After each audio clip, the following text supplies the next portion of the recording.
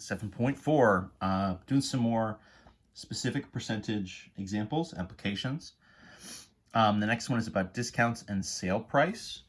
This is essentially sort of the opposite kind of setup of tax, where you have, right, sort of an original price, what would maybe kind of be what we call the purchase price, right? So you have whatever your original price is. The idea, of course, with the discount is that you're taking a certain amount off of the price, right? So you have, there's a sale of 30% off sale, right? So you're taking 30% off of the price, right? And it's getting reduced. So rather than the tax situation where you have a certain percentage and then you're adding it on and the price is going up, in a discount, right, you're subtracting the price off and the overall cost goes down. So for us, right, the original price would be our whole value. That's what the percentage is going to be based off of. The discount itself, right, so in dollars, right, the discount would be the part. That's the sort of amount that's getting taken off of. The rate, the discount rate, the rate here is sort of always going to be our percentage. And then to tie it all together, right, what we're going to have is our purchase price. And so here's some of the language is kind of carried over. So the purchase price would then be the original minus the discount. You could sort of tie this into then the sales tax problem, right, where you sort of do a discount first, and then you get a tax rate, and then you do the tax based on the purchase price, and you sort of find your total price, whatever it was that we called it in the last section. I think it's the total price. Anyway, so this is the setup. Nothing super fancy. Let's sort of run a couple examples as always. It's currently very chilly. Literally, it was snowing on Halloween. So a store has put all their swimsuits are on sale.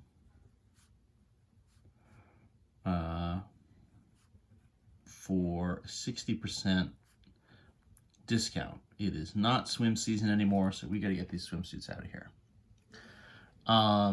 If the original price of a suit was $35,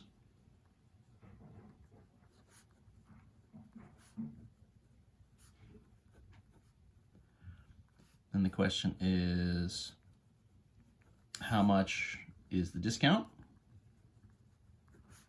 And what is our purchase price?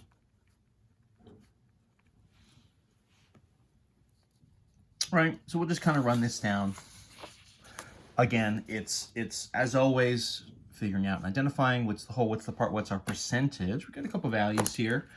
Our original price, right, is $35.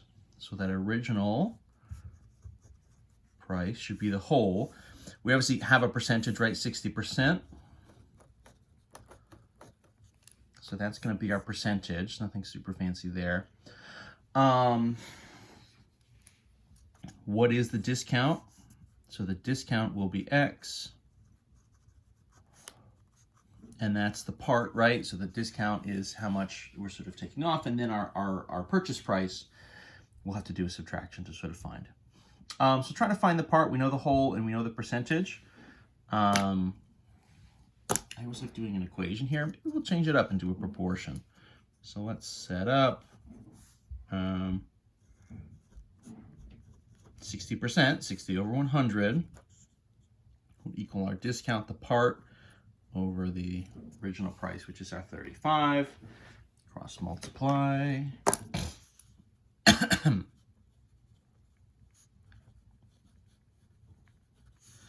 So 60 times 35 is 100 times X. And then that, we'll do a division by 100, right? So our X value here, 60 times 35 over 100. That's essentially, right, 6 times 35 over 10. Gosh, what the heck is 6 times 35 going to be? I think it's going to be 30 35 times 2 is 70. So then times 3, right? 6 would be 2 times 3. 70 times 3 would be 210. Divide by 10 is just going to shift our decimal. So the discount here is $21, right? This is a pretty big discount, 60%. Again, you know, the weather has shifted. It's hardly swimsuit weather right now when I'm making this video. Maybe it's warmer when you're watching it. That would be nice. So we got to get these suits out of here. So the discount here is $21, right? So that's our discount. Then the purchase price, right? How much are we actually going to have to pony up to buy this, ignoring the tax. So that's the original 35 minus our discount 21. So this guy's only going to be what, like 14 bucks?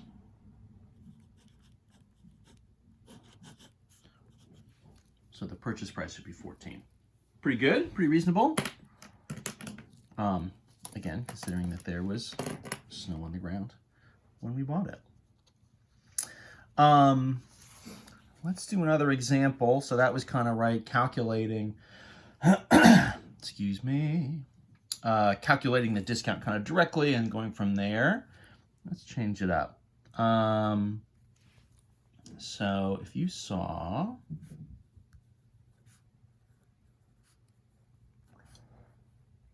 you get a 5% discount on a meal at a restaurant.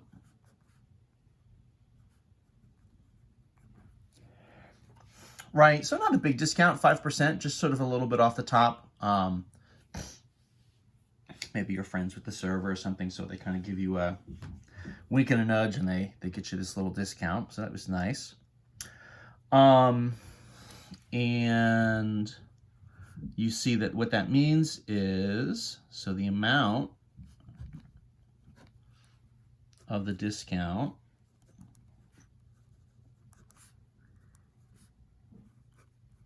is $4. So it's a 5% discount, and you can see kind of on the bill that what they've taken off is $4. So the question here is, what was the original price, and what is the new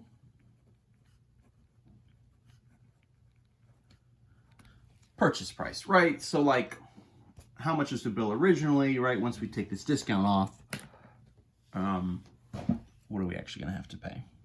So we'll do some identifying, of course, right? 5%. Percent is the percent. That one is always very easy to find. The other number we know here is the discount itself is $4. And we know the discount is supposed to be the part. So the original price is the whole value. That's going to be what we need to solve for, right?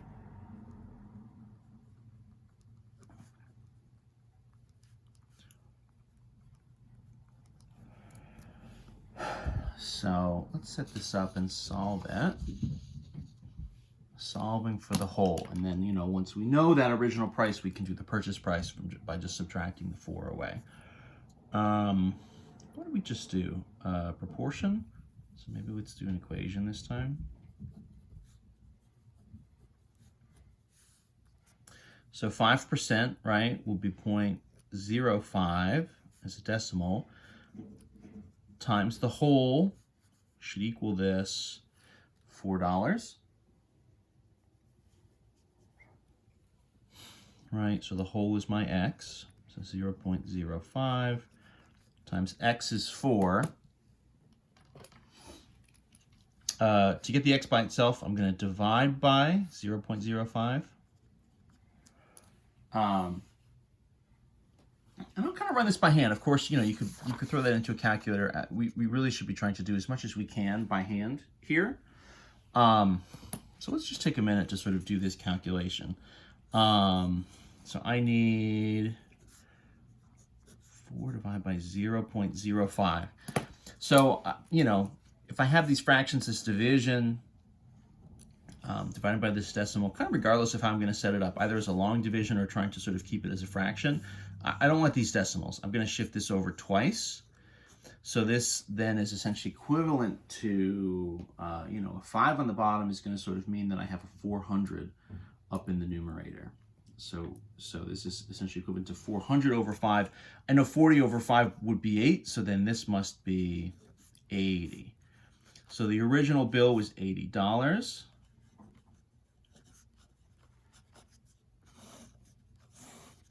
And then that means with my discount, right? So my new bill, right, which is sort of my purchase price. And this is again sort of a pre-tax calculation, would be that $80 minus my $4 discount. So I'm down to 76.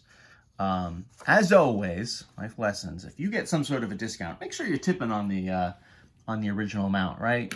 They're giving you a break, but in some sense your server is doing that. So make sure you kind of pay it forward there and give them a nice old tip based on the original amount, not necessarily reducing their tip just because they reduced your bill. That's kind of, they're doing a nice thing for you and then you're giving them even less money. That's not the right way to do it. Just a little life lesson there. Anyway, that's a couple examples with discounts, right? Discounts and sort of sale price. Very kind of similar calculations. As always, the calculations that we're doing are pretty much always the same, but pretty similar kind of setup. So what we were doing with sales tax, where we're adding it on just now because it's a discount, you're taking it off. There we go.